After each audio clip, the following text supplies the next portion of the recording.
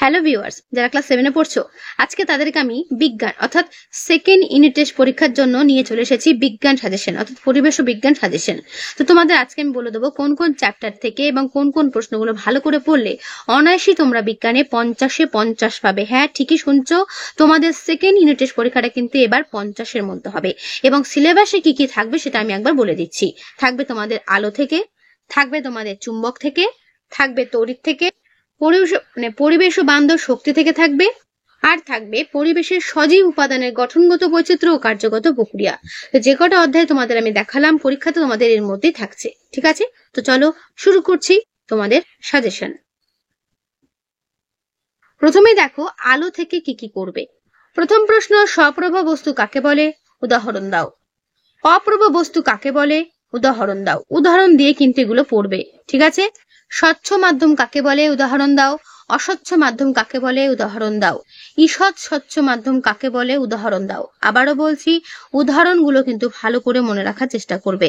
ঠিক আছে, সমান্তরাল আলোক রশ্মিগুচ্ছ কি, অপসারী আলোক রশ্মিগুচ্ছ কি, আর অভিসারী আলোক রশ্মিগুচ্ছ কি করবে।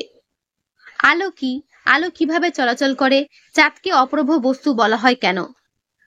বিস্তৃত আলোক উৎসে দুটি উদাহরণ দাও। যে মাধ্যমে আলো সহজেই চলাচল করতে পারে তাকে কি বলে, তো ঘুরিয়েও প্রশ্ন আসতে পারে। ঈষৎ স্বচ্ছ মাধ্যমের একটি উদাহরণ দাও। একটি প্রাকৃতিক ঈষৎ স্বচ্ছ মাধ্যমের উদাহরণ কি হবে, কুয়াশা করবে। মাধ্যম ছাড়া কি আলো চলাচল করতে পারে, হ্যাঁ, আলো শূন্য স্থানের মধ্যে দিয়েও কিন্তু চলাচল করতে পারে। ঠিক আছে, করবে। আলোর একটি প্রধান ধর্ম কি, না আলো সরল রেখায় চলাচল করে।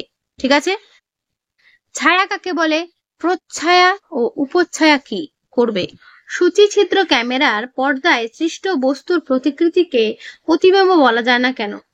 সূচিছিদ্র ক্যামেরায় উৎপন্ন প্রতিকৃতির বৈশিষ্ট্য উল্লেখ করো। কি কি বৈশিষ্ট্য হয় সেগুলোকে তোমাদের কিন্তু লিখতে হবে। ঠিক আছে, দেখে নিলে পুরো উত্তর।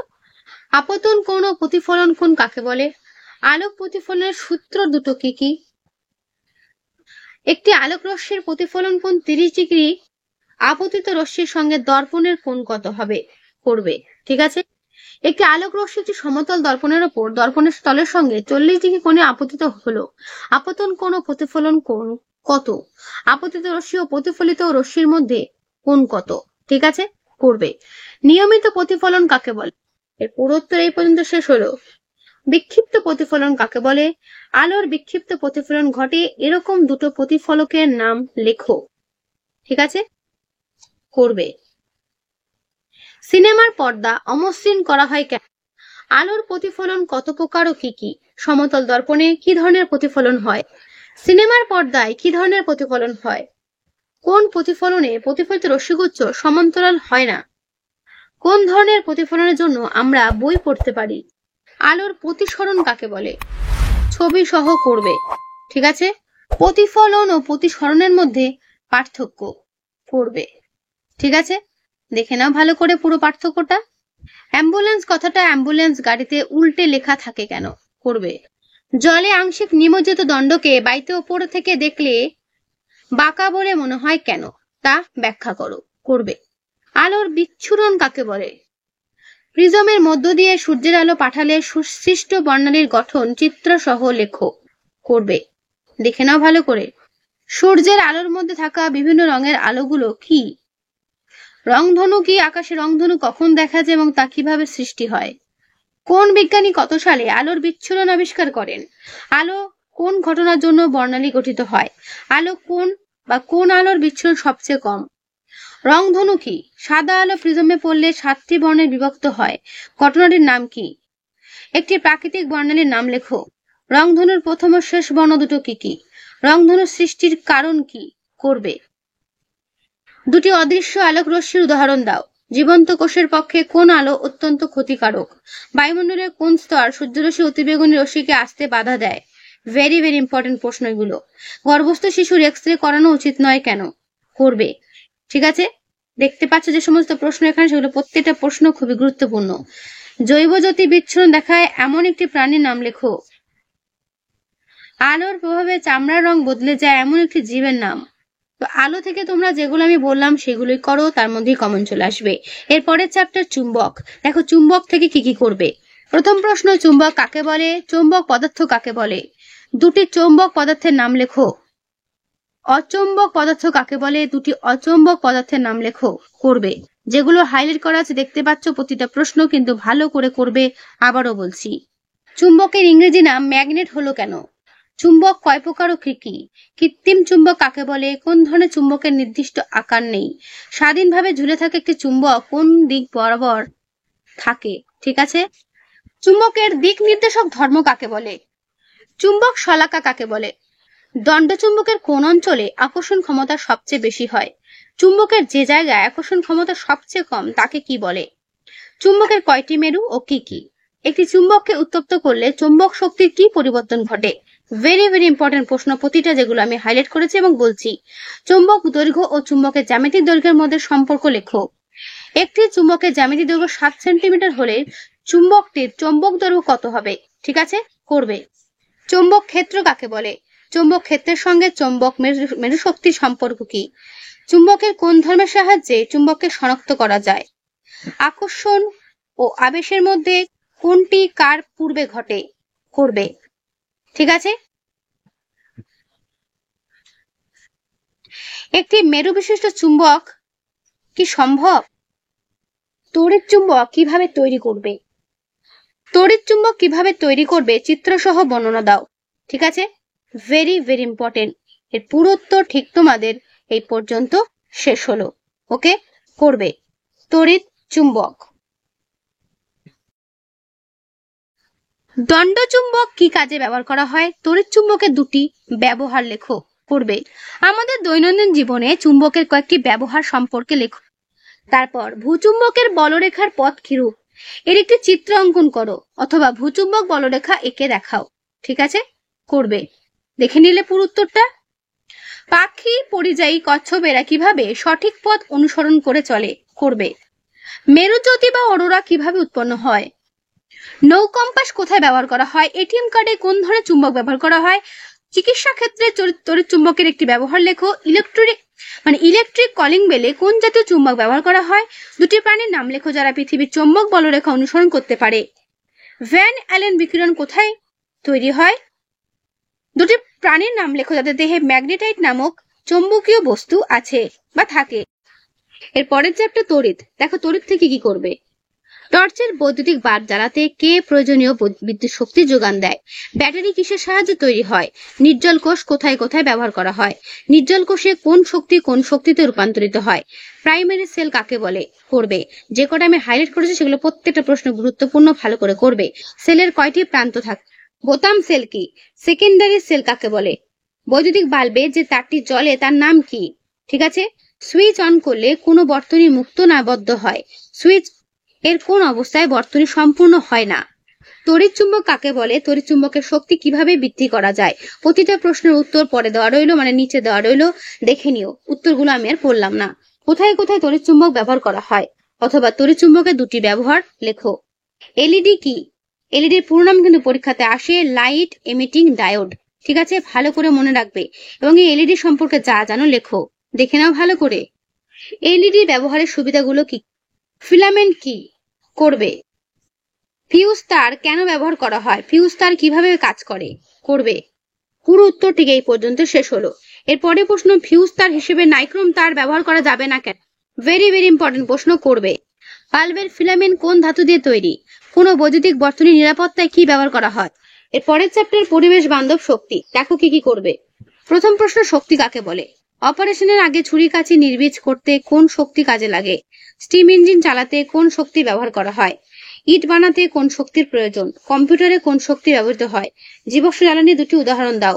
ডিজেল ও ইথানলের মধ্যে কোনটি জীবাশ্ম জ্বালানি? মাটির তলায় থাকা জ্বালানি ভান্ডারকে কি বলে? জনসংখ্যা বৃদ্ধির সাথে শক্তির সম্পর্কটা কি? তারপরে প্রশ্ন, তরল জীবাশ্ম জ্বালানির উদাহরণ দাও। কয়লা কি জাতীয় জীবাশ্ম? খনিজ তেলের উৎস কি? পেট্রোলিয়াম থেকে প্রাপ্ত একটি কঠিন জ্বালানির নাম লেখো। পরিবেশ বান্ধব শক্তি বলতে কি বোঝায়? পরিবেশ বান্ধব শক্তির প্রয়োজনীয়তা কি? একটি অচিরাচরিত বা অপ্রচলিত শক্তির নাম লেখো। প্রাণীরা পরোক্ষভাবে কোন প্রাকৃতিক শক্তির উপর নির্ভরশীল? কোন প্রাকৃতিক শক্তির উপর নির্ভরশীল সেটা জিজ্ঞাসা করছে। সোলার ক্যালকুলেটর শক্তির উৎস কি? পড়বে। দুটি অফুরন্ত শক্তির নাম লেখো। দুটি পরিবেশ বান্ধব শক্তির নাম লেখো। প্রত্যেকটি একটি করে ব্যবহার লেখো। পড়বে। ঠিক আছে। একটি অপ্রচুর শক্তি ও একটি জীবাশ্ম জ্বালানির উদাহরণ দাও। করবে। বায়ু কোলে বায়ু প্রবাহ কাজে লাগিয়ে কোন শক্তি তৈরি করা হয়? জৈব গ্যাস থেকে কি উৎপন্ন হয় বা জৈব গ্যাস কোথা থেকে পাওয়া যায়? জৈব গ্যাসের প্রধান ব্যবহারটি কি? জৈব বর্জ্য পদার্থ থেকে প্রাপ্ত গ্যাসকে কি বলা হয়? করবে। জোয়ার ভাটা শক্তি কাকে বলে বা কি? 40 থেকে 50 বছর পর জীবাশ্ম জ্বালানির কি হবে? সৌরশক্তি ব্যবহারের 3টি সুবিধা লেখো। বায়ু প্রবাহের শক্তি কাজে লাগিয়ে তড়িৎ উৎপন্ন করার জন্য সমুদ্রের ধারে হাজার হাজার বাইকল লাগালে কি কি অসুবিধা হতে পারে? করবে। বায়ু প্রবাহের শক্তি ব্যবহার করলে কি কি সুবিধা হতে পারে? করবে। ঠিক আছে, দেখে নাও পুরো উত্তর। প্রতিটা প্রশ্ন উত্তর তোমাদেরকে দেখিয়ে দিলাম, তাই কারোর কোনো চিন্তা নেই। ঠিক আছে, উত্তর এখান থেকেই পেয়ে যাবে। জীবাশ্ম জ্বালানির ব্যবহার কমানো দরকার কেন? করবে। দেখে নাও পুরোটা। এর পরের চ্যাপ্টার পরিবেশের সজীব উপাদানের গঠনগত বৈচিত্র্য ও কার্যগত প্রক্রিয়া। দেখো কি কি করবে। মূলের প্রধান অংশগুলোর নাম কি কি? যাদের কোনো প্রধান মূল নেই তাদের ক্ষেত্রে কি ধরনের মূল বের হয়? গুচ্ছমূল কাকে বলে? ঠেসমূল দেখা যায় কোন গাছের? কোন মূল বাতাস থেকে জলীয় বাষ্প নেয়? পাথরকুচি পাতার মূল কি কাজে সাহায্য করে? ভেরি ভেরি ইম্পর্টেন্ট প্রশ্ন। কোন উদ্ভিদের পর্বমূল দেখা যায়? জল শোষণ ছাড়াও মূলের অন্য দুটো কাজের কথা লেখো। গাজর উদ্ভিদের কোন অংশ? একটি রূপান্তরিত মূলের নাম। করবে। মটর গাছের মূলে যে অণুজীব বাস করে তার নাম কি? পাইন গাছের মূলে বসবাসকারী ছত্রাকটির নাম কি? বিটপ কাকে বলে? একটি চিরহরিৎ বৃক্ষজাতীয় উদ্ভিদের নাম। জবা গাছ কি জাতীয় উদ্ভিদ? রূপান্তরিত কাণ্ড কাকে বলে? বেলের শাখাকণ্ঠ কি ধরনের কাণ্ড? একটি রূপান্তরিত অর্ধবায়বীয় কাণ্ডের নাম লেখো। একটি মৃদগত কাণ্ডের নাম ও কাজ লেখো। খাদ্যরূপে ব্যবহৃত হয় এরূপ দুটো রূপান্তরিত মৃদগত কাণ্ডের নাম লেখো। একটি বায়বীয় কাণ্ডের নাম ও কাজ লেখো। করবে। কর্ণকাণ্ড কোন উদ্ভিদে দেখা যায়? পাতায় তৈরি করা খাবারটা বা পাতায় তৈরি খাবারটা গাছের নিচ মহলে পৌঁছায় কোন পথে? পুঁইশাক লাউ শাকের পাতা ছাড়াও আর কোন অঙ্গের সাহায্যে খাদ্য তৈরি করতে পারে? তুমি যে কাগজে লেখো তা কি থেকে তৈরি হয়? কোন কোন যান তৈরিতে কাঠ ব্যবহার করা হয়? কোন উদ্ভিদ থেকে পালিশ তৈরির সামগ্রী পাওয়া যায়? ধান পাথরকুচি বা ঘাসে কোন জাতীয় মূল দেখা যায়? অস্থানিক। গুচ্ছমূল এক প্রকার অস্থানিক মূল। অশ্বত্থ বট গাছে স্তম্ভমূল দেখা যায়। ঠিক আছে। পত্র ফলক কাকে বলে? সমান্তরাল শিরাবিন্যাস কাকে বলে? উদাহরণ দাও। জালকাকার শিরাবিন্যাস কাকে বলে? উদাহরণ দাও। পত্র ফলকের কাজ লেখো। একটি আদর্শ পাতার চিত্র অঙ্কন করে প্রধান অংশগুলোর নাম চিহ্নিতকরণ করো। ঠিক আছে, করবে। একক পত্র যৌগিক পত্রের মধ্যে পার্থক্য। করবে। বৃত্তি ও দলমণ্ডলের মধ্যে পার্থক্য। জবা ফুলের পুংস্তবকের বর্ণনা করো ও কাজ কি লেখো। নিচের ছবিতে গর্ভমুণ্ড গর্ভদণ্ড ও গর্ভাশয়ের অবস্থান দেখাও। সম্পূর্ণ ফুল ও অসম্পূর্ণ ফুলের মধ্যে পার্থক্য। একটি জবা ফুলের ছবি আঁকো এবং বৃত্তি দলমণ্ডল পুংকেশর ও গর্ভকোষের চক্র চিহ্নিত করো। খুব ভালো করে প্র্যাকটিস করবে ছবিটা। ঠিক আছে, পরীক্ষার জন্য কিন্তু এটা ইম্পর্টেন্ট রয়েছে তোমাদের। দেখে নাও ভালো করে।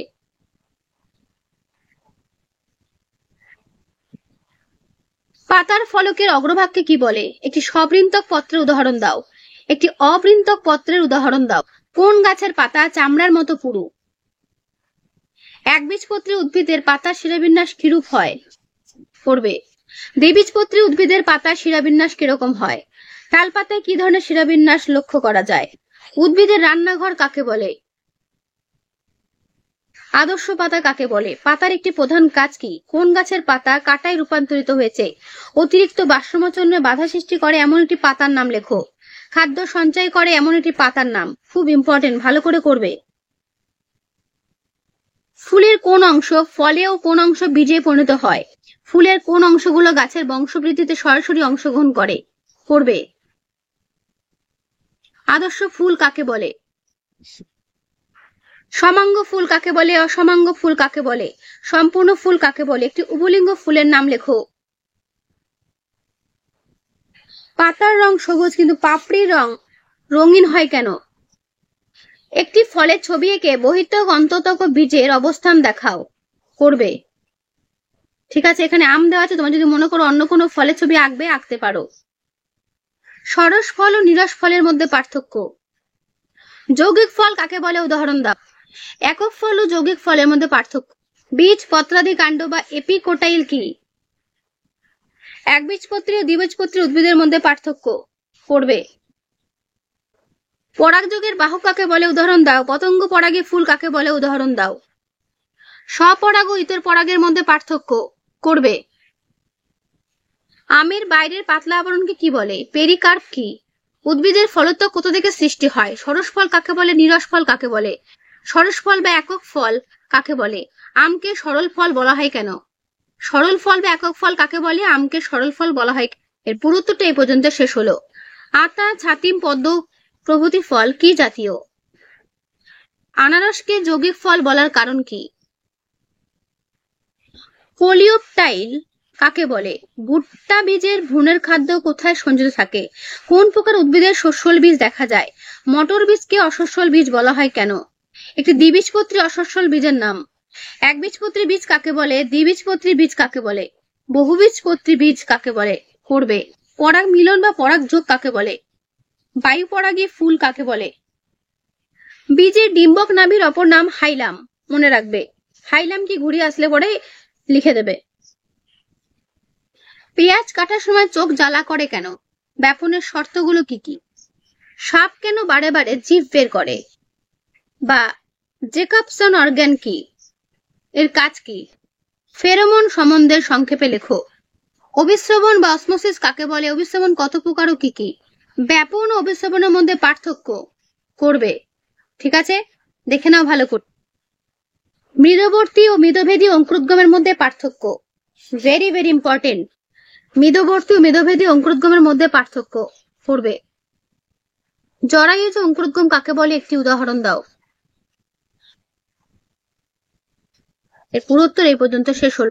ওআরএস বা ওরাল রিহাইড্রেশন সলিউশন পুরো নামটাও পরীক্ষাতে আসে। এটি কি বা কাকে বলে? এটি কি কারণে দেওয়া হয়? উদ্ভিদ দেহে ব্যাপনের গুরুত্ব সংক্ষেপে লেখ। আবদ্ধ ঘরের কোন একটি ধূপ জ্বালালে ওই ধূপের গন্ধ চারিদিকে আস্তে আস্তে ছড়িয়ে পড়ছে, এটি কোন পদ্ধতির উদাহরণ? ব্যাপন। পার্থক্য লেখো। দ্রবণে ব্যাপন, গ্যাসের মধ্যে ব্যাপন। উষ্ণতা বৃদ্ধিতে ব্যাপন কিভাবে প্রভাবিত হয়? করবে। আমি যেগুলো বলছি সেগুলো ভালো করে করো, পরীক্ষাতে এর মধ্যে কমন চলে আসবে। তরলে তরলে ব্যাপন প্রক্রিয়া একটি উদাহরণ দাও। কোন প্রক্রিয়ায় ফুলের গন্ধ পরিবেশে ছড়িয়ে পড়ে? অর্ধবেদ্য পদ্মা কাকে? ব্যাকটেরিয়া কোষের কোষপ্রাচীর তৈরিতে বাধা পড়লে কি হতে পারে? ধান গাছে কি ধরনের অঙ্কুরোদ্গম দেখা যায়? ওআরএস এর পুরো নাম কি? কোন কৌশলে উদ্ভিদ বাষ্পমোচন করে? তো এই হলো তোমাদের ক্লাস 7 এর বিজ্ঞানের পুরো সাজেশন। ঠিক আছে, যেখানে জীবন বিজ্ঞান ও ভৌত বিজ্ঞান একসঙ্গে দেওয়া হলো। ওকে, তো আজকের এই ভিডিওটা তাহলে আমি এখানেই শেষ করছি। কেমন লাগলো অবশ্যই কমেন্টে জানিও। ভালো লাগলে লাইক করো, অবশ্যই বন্ধুদের কাছে শেয়ার করে দিও। আজকে এখানেই, দেখা হবে নেক্সট ভিডিওতে।